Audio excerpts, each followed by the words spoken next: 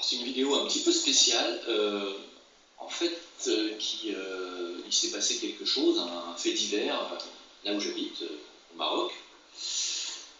J'ai un ami, enfin c'est pas un ami, c'est une connaissance, c'est un restaurateur qui est ici dans ma ville, c'est un restaurateur français, connu, qui est un très bon restaurant, que tout le monde connaît, qui est installé là depuis 15 ans, qui fait beaucoup de choses pour les orphelins, qui est quelqu'un de très bon, qui a bien entendu adore le Maroc, elle a depuis 15 ans, il est un investisseur, a fêté son mariage il y a quelques jours en arrière, et dans ce mariage, en état d'ébriété avancée bien entendu, ses amis français n'ont rien trouvé de mieux que de lui retirer son calbut en sortie de la piscine et de finalement entourer ses parties intimes par un drapeau.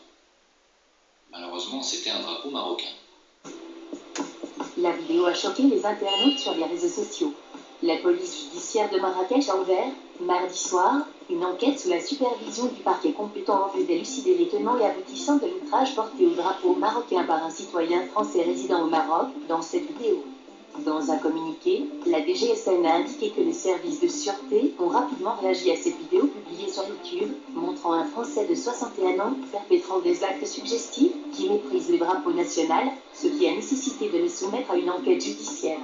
Une enquête est en cours afin de déterminer les tenants et aboutissants de ces actes criminels et les circonstances de leur tournage et de leur promotion, avant de déférer le mis en cause devant le parquet compétent dès la fin de l'enquête, qui se poursuit sous sa supervision, a ajouté la DGSN. Alors, évidemment, vous allez me dire, oh, c'est pas grave, parce que vous êtes français.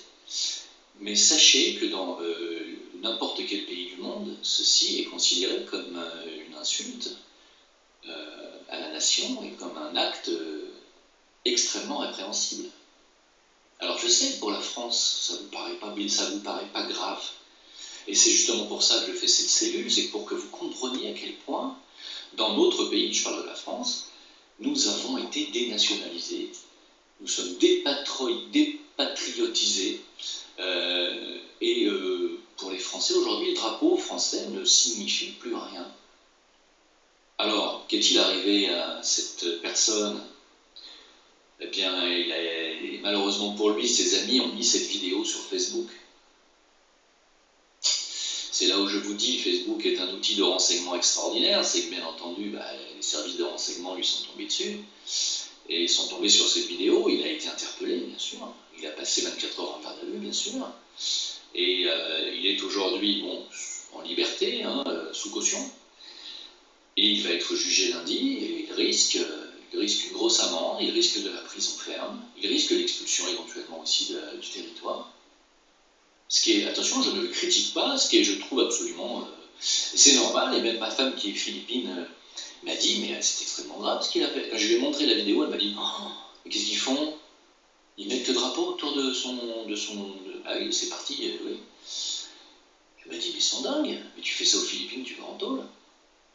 Et puis j'ai un ami américain qui m'a dit pareil, il m'a dit, tu fais ça aux États-Unis, tu te fais tomber dessus par les Américains, et n'importe où en fait, tu fais ça en Italie, tu vas en prison.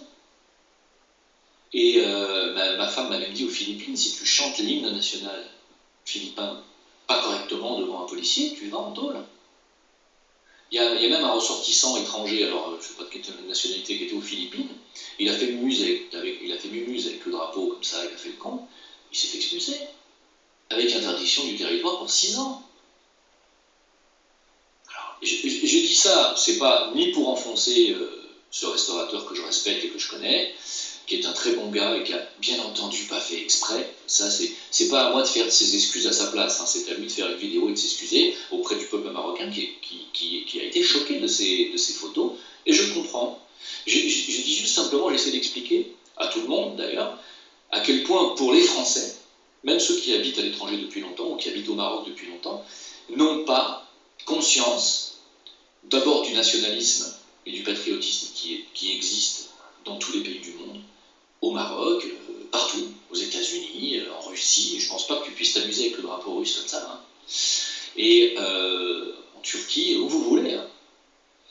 Et la différence différence qu'il y a entre tous ces pays qui sont patriotes, de manière naturelle, je veux dire, et la France, où on voit le lendemain de la victoire des Bleus en finale de la Coupe du Monde, des centaines et des centaines de drapeaux par terre, dans les rues, dans les poubelles.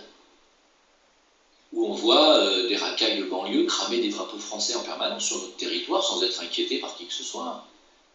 C'est la vérité ou pas? Où on nous dit même de retirer le drapeau bleu blanc rouge pour le remplacer par le drapeau européen. C'est vrai ou c'est pas vrai? Eh bien, voilà, j'ai fait cette vidéo pour que vous compreniez bien que dans tous les pays du monde, ça ne se passe pas comme en France.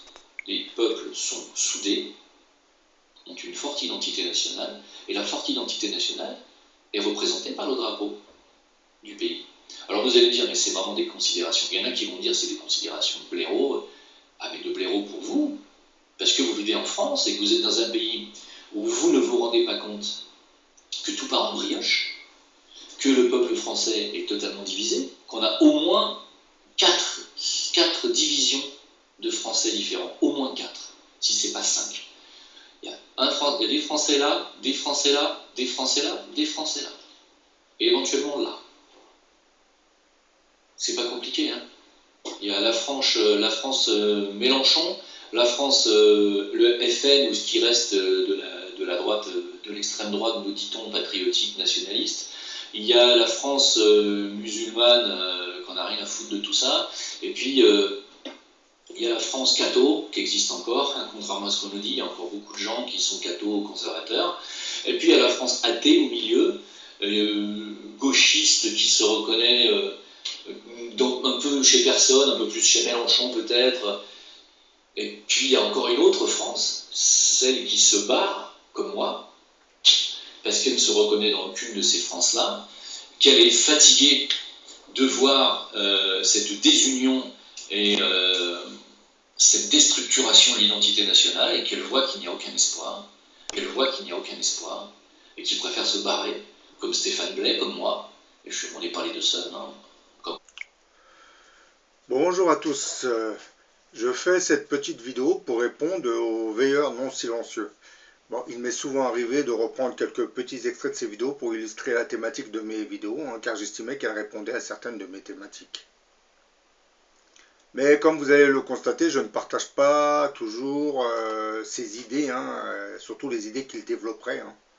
Comme par exemple le cas de ce Français qui aurait été arrêté par les autorités marocaines parce qu'il aurait osé mettre le drapeau marocain sur ses parties intimes. Dans le cas de ces Français, vous dites, monsieur le veilleur non silencieux, que c'est une victime. Par contre, quand des Maghrébins brûlent un drapeau français, vous dites que c'est de la racaille. Racaille, c'est un terme que l'extrême droite emploie souvent pour désigner la minorité arabe du pays, hein, pour ne pas dire la minorité délinquante surtout. Monsieur le veilleur non silencieux, vous semblez ne pas réagir de la même manière en fonction de l'origine ethnique, hein, de ceux qui brûlent les drapeaux ou qui le profanent. Pour les Maghrébins, c'est de la racaille. Par contre, pour le restaurateur français au Maroc, hein, c'est une victime, hein, de ses amis, surtout une victime indirecte. Lorsqu'on met le drapeau national d'un pays sur ses parties génitales, on ne montre pas beaucoup de respect pour la population du pays, en général. Pire encore, hein, certains expatriés français qui se seraient installés au Maroc se conduisent comme de véritables colonialistes, hein, ne respectant des valeurs marocaines que son côté touristique. Monsieur le veilleur non silencieux, vous dénoncez ces racailles arabes qui brûlent le drapeau français. Concernant le drapeau français, vous qui dénoncez souvent les loges franc-maçonnes, hein, dans vos vidéos, vous savez très bien que ce drapeau français a perdu, depuis la Révolution française de 1789, son symbolisme national. Hein, puisqu'après la Révolution française de 1789, hein, c'était devenu l'étendard derrière lequel se cachait la nouvelle bourgeoisie du pays, hein, et surtout l'expression libertaire de la franc-maçonnerie, hein, qui le véhicule depuis. Hein.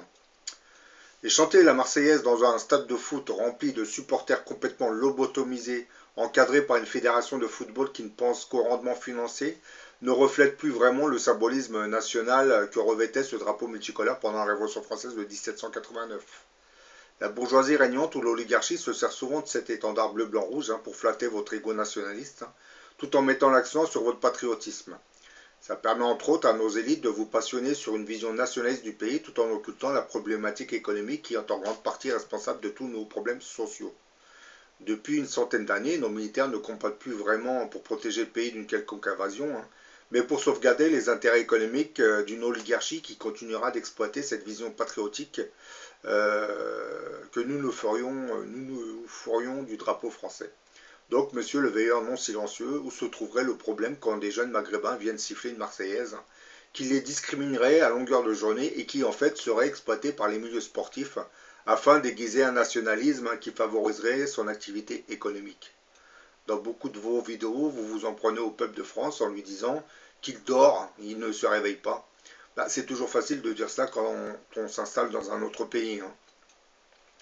Pourquoi donc vous-même, vous n'êtes pas resté en France pour essayer de réveiller les gens? Bah, je répondrai que c'est pour une raison fort simple, hein. C'est leur côté nationaliste que vous souhaitez réveiller en fait, hein, et non leur bien-être. Hein. Et malgré ces quelques défauts hein, que je retrouve dans vos vidéos, certaines de vos vidéos restent tout de même instructives. Par contre, lorsque vous dites que, en parlant des différentes catégories de Français qui existent en France, vous dites que la catégorie musulmane en a rien à foutre du pays. Ce n'est pas qu'elle en a rien à foutre, c'est qu'on ne lui donne pas la parole. Il faut nuancer tout de même. C'est vrai que je constate quand même que dans beaucoup de vos vidéos, vous avez tendance à flatter le nationalisme. Hein. Vous parlez souvent du nationalisme. Hein. Vous dites que ce nationalisme et ce patriotisme auraient disparu, mais bon, vous qui êtes, qui avez une certaine intelligence, vous savez très bien que le patriotisme aurait été sur les intérêts des bourgeoisies régnantes, hein, pour pouvoir se servir des peuples afin de satisfaire leurs intérêts personnels.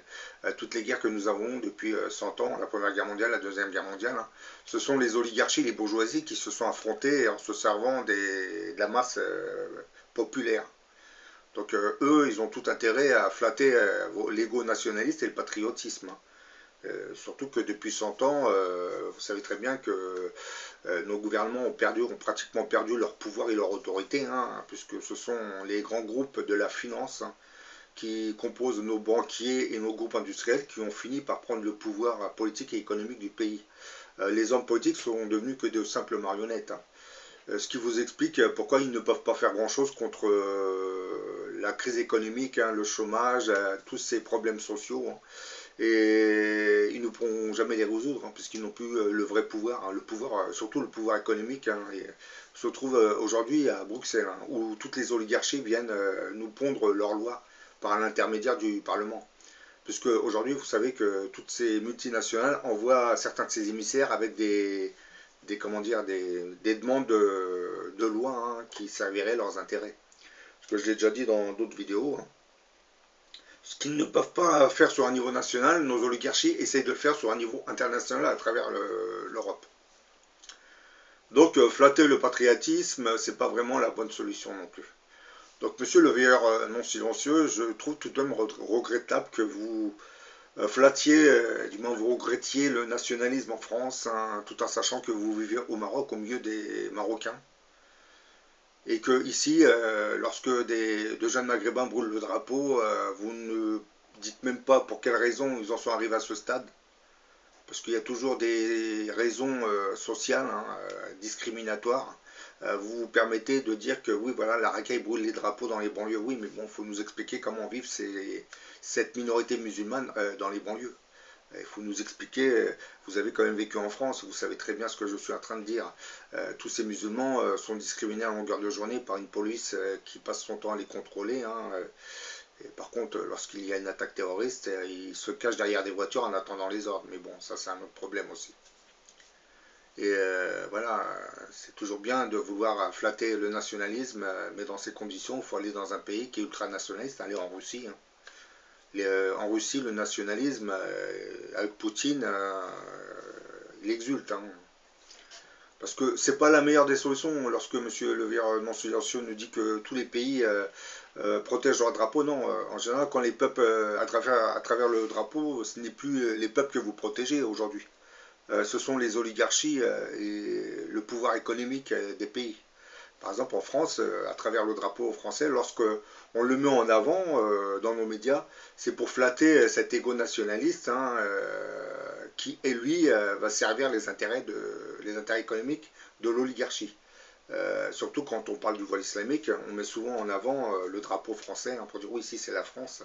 Alors que ceux qui mettent le drapeau en avant se contrefoutent complètement du peuple de France. Ils exploitent les affaires liées à l'immigration au voile islamique hein, pour vous détourner de la vraie problématique économique du pays. Hein, parce que si on commence à poser les vrais problèmes, logiquement, on va cibler l'oligarchie et le pouvoir économique du pays. Mais comme nos hommes politiques sont tous plus ou moins complaisants, hein, puisque certains de ces hommes politiques composent l'oligarchie, hein. Vos ministres, hein, vos hommes politiques, certains d'entre eux ont des entreprises. Hein. Donc ils ne vont pas se saborder ou se tirer une balle dans le pied, hein. Ils ne sont pas idiots non plus. Hein. Donc ils vont gouverner, ils vont faire mine d'essayer de légiférer, surtout quand il s'agit de lois ultra-sécuritaires, là on vous fait croire qu'on est vraiment en danger. Hein. Lorsque Daesh a fait sauter 2 petites bouteilles d'Évian, c'est une manière de parler, hein. Là c'était vraiment, on était envahi par la Russie, hein. C'est voilà, branle-bas de combat, loi ultra sécuritaire, c'est limite, hein. On allait presque interdire aux musulmans de sortir après 19h. Hein. Surtout quand il y a eu Charlie Hebdo, parce que c'est l'époque où on convoquait les petits de 8 ans. Et c'est passé comme une lettre à la poste. Hein. Vous convoquez des petits de 8 ans dans les commissariats, hein, mais c'est normal. En 40, les nazis ont enlevé des juifs, des enfants et des femmes, mais c'était un scandale qui a touché toute la planète. Mais là, lorsqu'on a convoqué des enfants maghrébins de 8 ans, là, c'était normal. Vous n'avez même pas compris que vous êtes en train de refaire exactement ce qui s'est passé en 40. Sauf que vous avez changé de cible. Vous n'attaquez plus les juifs, hein, mais les musulmans. Sauf que les lobbies juifs qui se cachent derrière les médias et qui poussent, qui stimulent ce nationalisme, parce que lorsque j'entends Rafik Nekrot, le juif Elie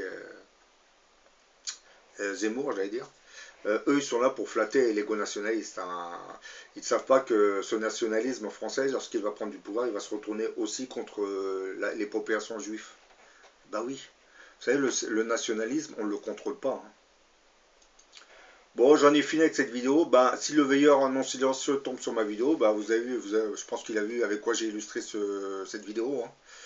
Un beau chapeau bleu, blanc, rouge avec un point d'interrogation. Flatter l'ego nationaliste n'est pas la meilleure des solutions. Hein. Si on commence à flatter le nationalisme des uns et des autres, on est mal parti. Hein, puisque à travers ce nationalisme, vous savez très bien que ce sont des intérêts économiques qui se cachent. Ceux qui suivent régulièrement mes vidéos l'ont très bien compris hein, lorsque je passe mon temps à m'attaquer à cette oligarchie régnante. Hein. Bon voilà, j'en ai fini. Hein, je vous dis à la prochaine pour une autre vidéo.